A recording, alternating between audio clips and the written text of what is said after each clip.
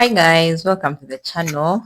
Um, Today I am going to be introducing myself officially to this channel. I realized ever since I started making videos, I've never fully introduced myself like officially anyway. So I've decided to do that so that we get to know each other, so that when someone comes to this channel and they have come to watch something, they should know the person that they're interacting with. For starters, my name is Mirembe Dina. Mirembe means peace. Dina, I don't know, but I have a brother who told me it means a stone in Germany, something like that. I'm not so sure. I was still young. He could have lied. He could have told me the truth, but that is me. I am a healthcare worker by profession, but I am a registered nurse. That is my title, registered nurse. I own a clinic, a business. I own a business. It is a small clinic here in a place called Chamkove in Western Uganda. I have been in business since 2000, October of 2016. That is when I started, and I've been managing the place since then. Before I forget, I've been in service for 10 years now. Yes, 2025. 2025. Oh, yes, 2025. This is the 11th year. I've been in service for 11 years now, I should say. So this is going to sound like it's going to sound like a CV or something, but I also wanted to take this time to talk about my competencies. I've categorized them into four. I have clinical competencies. I have clinical and patient care. I have leadership and operations. I have administrative and digital skills. I also have community and partnership skills. So under all this, for example, under clinical and patient care, I do comprehensive nursing care where we deal with outpatient, inpatient, emergencies, maternal health care, community care. That is under the clinical competencies. I am good at that. Then I'm also good at maternal and newborn care. I am also good at family planning and reproductive health care is also another competence that I have. Then I'm also good at chronic disease management and home-based care. Now, chronic disease management, it's not for the faint of heart. The word chronic alone should tell you what it means. Home-based care, we also do home-based care because, well, we in this community, we have patients with terminal diseases. At some point, they just need home-based care, and usually attendants families reach out to us to always go and check on their patients every time they need something, because it reaches a point and they can no longer bring this person to hospital. To even big hospitals will tell them, you people just take your patient somewhere, or take your patient home in case of anything. Either take them to the nearest facility or call someone to help you out with that. So that is how we do our home-based care in my community. Then also, I do patient assessment, care planning, and referral coordination. Now here, of course, it is patient care because I am a nurse. In as much as I own the place, I also work here as a staff. So I do patient care. When the patient comes, I'm looking after them. I am responsible for the patient until discharge. So I'm coordinating in case we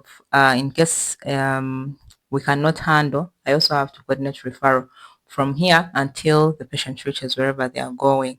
So that's also a competence that I have. I'm also good at it. Don't joke with the referral. There are some people who do not refer patients. Just know. My other competence in clinical care is infection prevention and control. Infection prevention in any healthcare facility is really, really important. So anyone who works in a healthcare setting, or if you've taken a patient to a hospital, you should understand how important this, because it helps you to prevent cross infection from one patient to the other, from myself to another patient to the patient, or something like that. So IPC, I am very, very conversant with that.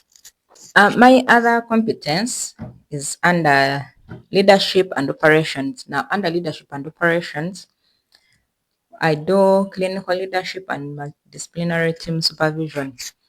I am I am I am the in charge of this facility, and being an in charge means that I am responsible for everything that happens around here.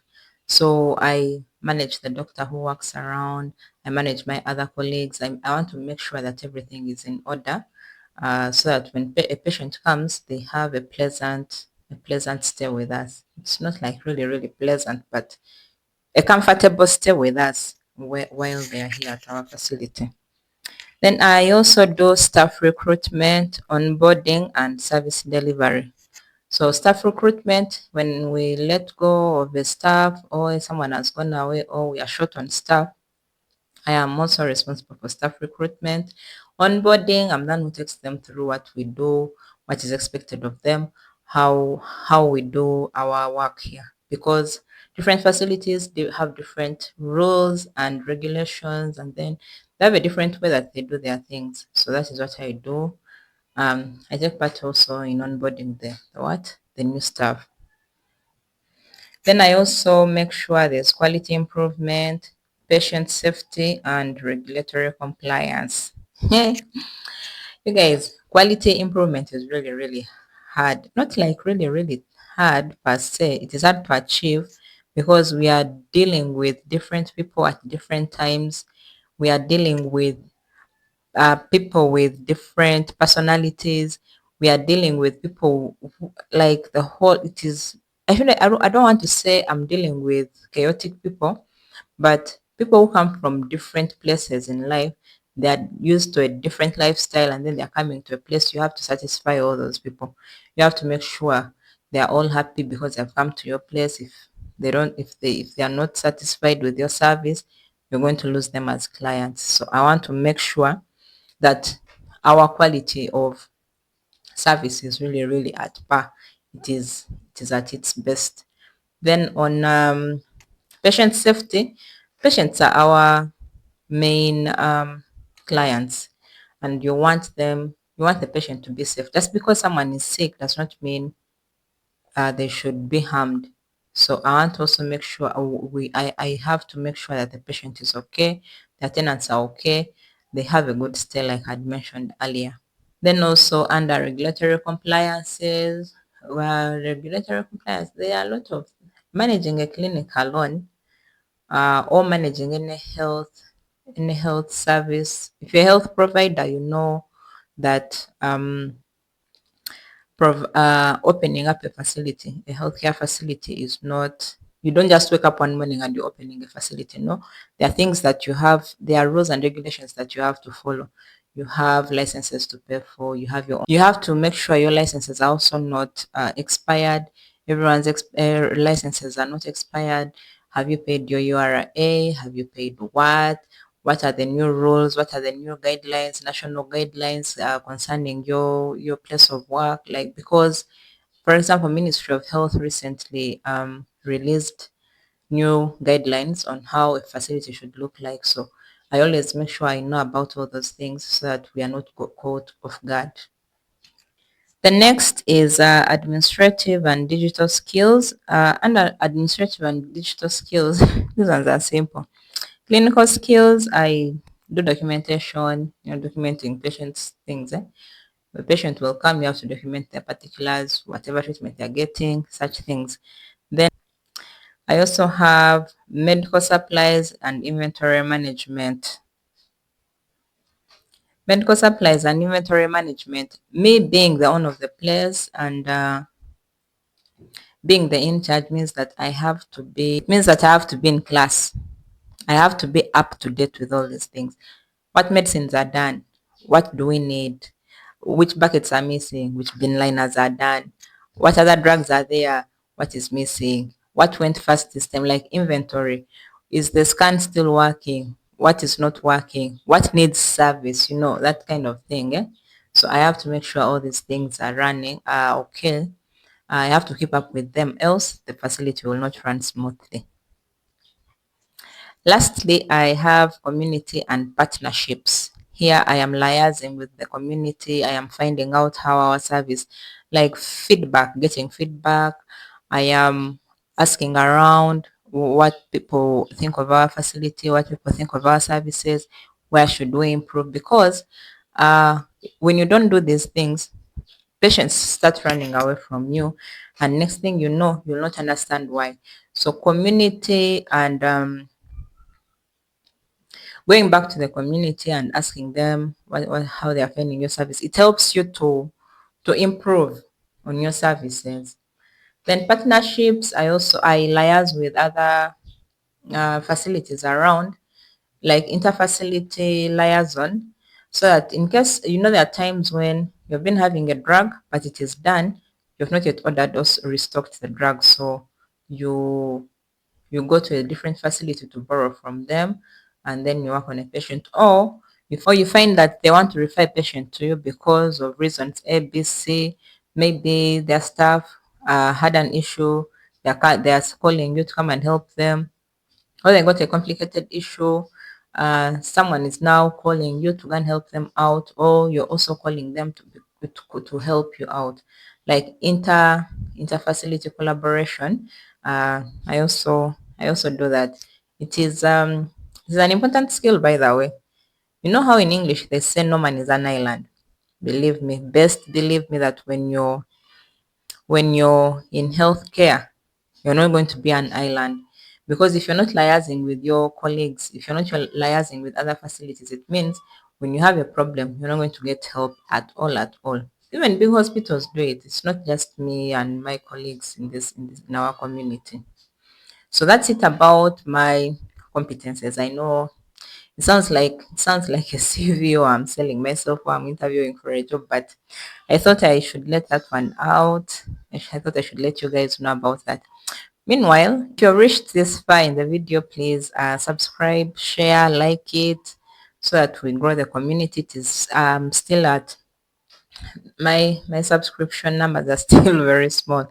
Please subscribe, please like the video, and come back for more videos. Thank you. In the spirit of still knowing me, I am going to talk about what am I going to talk about? I'm going to talk about the things that make me happy. Yes, so what makes me happy? The things that make me happy, number one, the first and foremost is that time when you get a very, very, very sick patient. They have woken you up at 2 a.m. and most times they bring for us unconscious patients, and you're really, really fighting to save a life. Not that you don't know what to do, but health is health, and sickness is sickness. You never guarantee the outcome. So every time I work on a patient and the patient gets better, I will reach discharge, and the patient is alive and well. And that is what makes me happy. That is what makes me happy, like for real, for real. And the other thing that makes me happy, when I achieve my goals and targets. At the beginning of every year, or in between there, you have some goals, you set goals, you want this, you want that.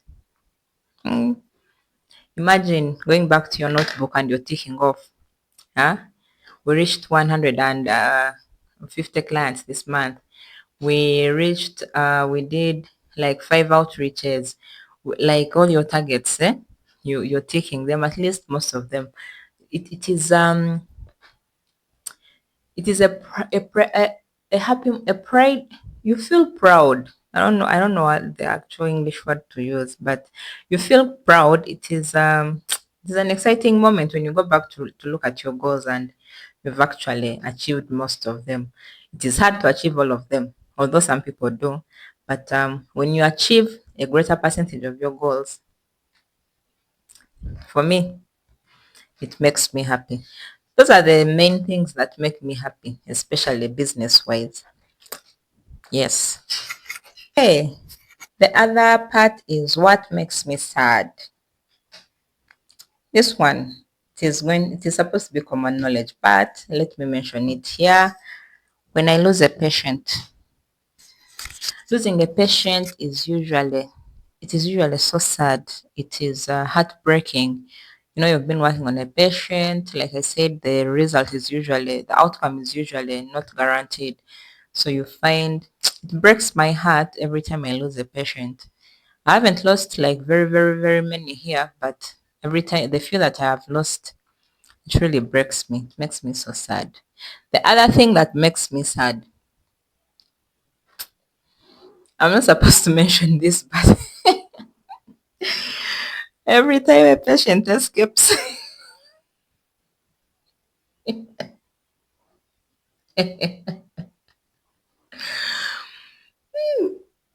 the people are funny. They'll come to you, someone will be brought, and but anyway, ma'am, sometimes the conditions are tight. I'm not laughing because I'm happy. I'm just laughing at the whole situation, at how people just decide to escape even when I am around. So when patients escape, you'll treat someone, manage them until discharge, bill them, tell them the bill. Next thing you know, patient has disappeared. They leave you with their things, blanket, bed sheets, dishes, whatever they were using. Trust me, you wait around, you wait for, and it is hard. I don't want to cry right now because the number of times people have run away from here. Just feel pity for me. And if you've felt pity for me, please just reach out, cry with a friend. I can give you my mobile money number if you want. Just cry with me because I am sad. Patients just run away from me. Thank you. Thank you for reaching out with mobile money. Thank you. I appreciate. Thank you. But on a more serious note, that is it, I think. The ones that make me sad. Then I'm going to mention my worst day here. Ever since I started, I have good days, I have bad days, but I also have those very, very, very, very bad days. Very bad. So that day, it was back in 2020, I think. 2020, we were called to the community. Like I said, the people come and call us. So there was a concerned community member that had been a baby, 7-year-old boy. They were playing, these things of watching movies, and then uh, Van Damme, or who, Jackie Chan gets a bottle of alcohol, they pour on themselves, gasoline, they pour and then light a match and burn themselves. That is what happened. Turns out this boy had just watched an action movie, and in this movie, there's a person who burnt themselves and then they got okay. You know how movies be. The boy replicated the thing on himself. He replicated the whole action scene on himself, got burnt. Uh, he was living with his grandmother. So grandma starts using herbs, putting what they thought it was going to be something small. Next thing they knew, 1 week, 2 weeks, boy had spent 4 months at home without medical care. They were using herbs. Boy was now starting to get malnourished, starting what? So there's a community member who got concerned and decided to come and reach out to us to go and see what we can do. So what we did, we decided to bring the boy to our clinic. All community members told us, please save this boy, handle whatever you do, whatever you're doing. We as community members, we're going to look for money and pay you. Well, okay, fine. Even if they weren't going to pay us, we're still going to work on the patient because they had actually reached out to us. We spent a week and a half with this boy.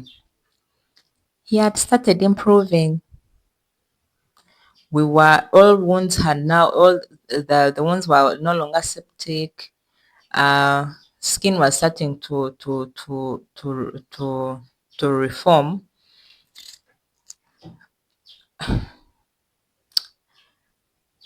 1 week and a half later, boy is starting to get to gain a little bit of weight. He hadn't like really gained, but the time we brought him, he even had pressure sores on the bums, on the back. Even these pressure sores had started healing actually. Day 11 of his stay here, he died. He died. Hmm? That was my worst day. It still is my worst day till date. Yes, till date it is still my worst day. So that was it. Then there are other patients who have been dying, but most of them have been dying of old age at some point. Then those who have been chronically ill, CA here, CA there, old age here, heart disease there, things like that. But that boy really hurt my soul. He was still too young to die. Aha, enough with the sad part. The next part is what are my aspirations and dreams? Hey, you guys. My aspirations. Me. Right now, we are in a small facility. We have 8 rooms, and I am happy with the place. But you know those hospitals. I think I should get. I don't, oh God, they're called ambitions. It sounds so ambitious, but I want to have a facility that when you walk in, it is a clinic, it is a hospital, but that doesn't look like a hospital. Are you picturing with me? Please picture with me. You reach the reception, there is SC. There is a water dispenser there. There's a very large screen like my own facility. With when you go to ward, oxygen, these oxygen things that I don't have a concentrator. I don't want a concentrator. I don't want a cylinder. I don't want what? The oxygen that comes from the wall. Oh God. Woo. Mm-hmm. Then for example, now like here I am here. A computer. So that after seeing a patient, I type Dina Mirembe, malaria, this and this and this treatment. Oh, oh, that is my dream. Please support me. Support me so that I leave this rent or I own my own place. Please. Thank you. That is my dream. I want to own like the best. Reception is shining. You reach there, you don't know if you're in a hospital, you've also come home again. This like a certain environment. This environment really forces you to get better. Even when you had a lot of malaria, the hospital doesn't smell like a hospital. It smells like roses. Beautiful scents on me. That is my dream. Please support me. Also, thank you again. My thank yous are coming to you. If you want to support me, I'm going to leave my email down here. I'll put it in the comment section and also in the description. Please support me so that I achieve this dream with you and we will all be happy. Thank you. What else do you want to know about me? Okay, no. I know you don't want to know, but since you clicked on this video, you want to know. So, my hobbies. My hobbies are, they are very few by the way. I like reading. People who went to school with me know very well that I love reading. I love reading novels. Books, novels, they give you a lot. You learn new words. For starters, new words, new vocabulary. New vocabulary is very important. And number two, I like watching TV. And now there's come YouTube. Gone are the days when TV was like really interesting and fun. But these days, I like watching YouTube, and different things. Nigerian movies here, inspirational things there. Then, like that. I also like listening to music. My go-to music is gospel music for the most part. Then, mainly that I think those are my hobbies. Then, languages. Let me see. How many languages do I speak? I can speak English fluently. You wouldn't sell me. If you kidnapped me and you want to sell me, no, I would understand whatever transaction you're trying to coordinate. So no, you cannot sell me. So I know I can speak English fluently. I can speak my local language, Rukonjo and Rutoro. I can speak fluently as well. Also, you cannot sell me. Aha, I understand. I understand Runyankore. It's interesting how I cannot speak it fluently, but also you cannot sell me. What else do I speak? I can speak Kiswahili. Kiswahili is habari zenu. Enough. If you want to sell me, by all means, please go ahead.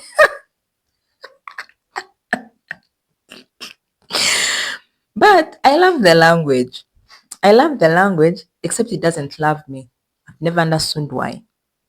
I love Kiswahili to my bones. No, to my bone marrow. I love it that much. Then, except I'm putting in an effort to learn it. I've not done it officially. I've not like, we used to do it in school. It was hard. That is why I dropped it. But I'm learning. I'm much better than I was 2 years ago. At least habari zenu. You cannot tell me I can ask for water. I can ask for directions, which are very, very important things when learning a language. So if you learn how to ask for water, ask for directions, you can never get lost. You can never be sold. Very, very important. Tips for learning new languages. What else? I've told you about my hobbies, my aspirations, my. What else should I tell you about myself? Uh, what is there? What else is there to know? I am a businesswoman. Did I mention that? Yes. If I didn't mention it then, I am mentioning it now. I am a businesswoman. Hmm. Fun facts about myself. They are not that fun. I am I am what? I am really, really talkative.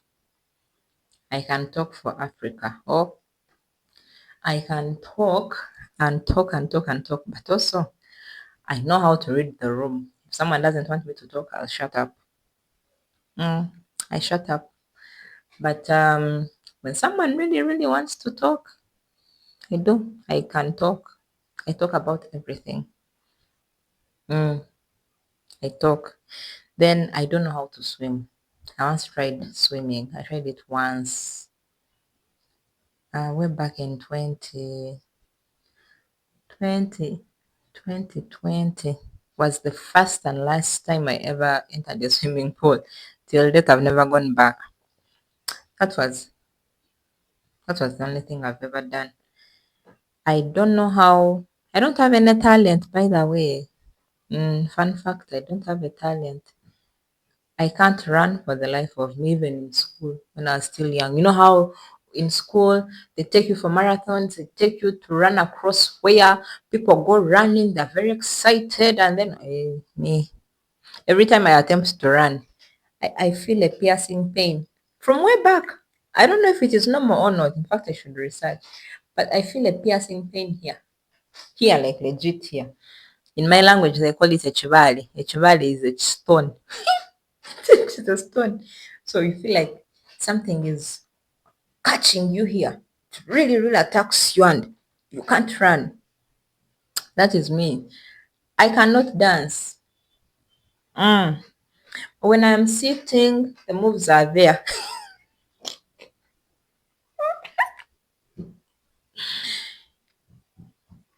Main reason why I don't go to clubs, aside from the fact that they're terrifying, People are too many. There's a lot of loud music, and I can't handle the music, but I cannot dance for the life of me.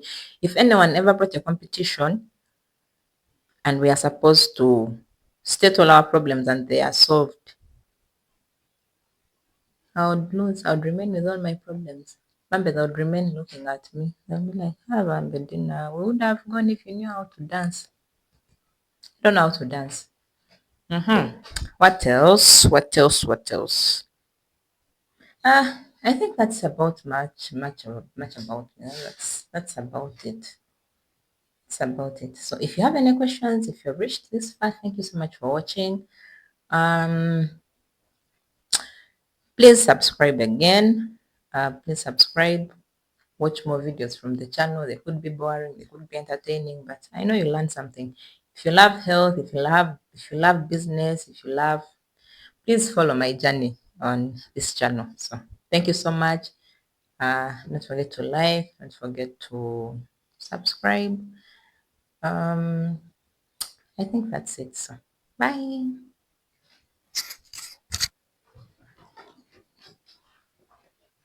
Okay.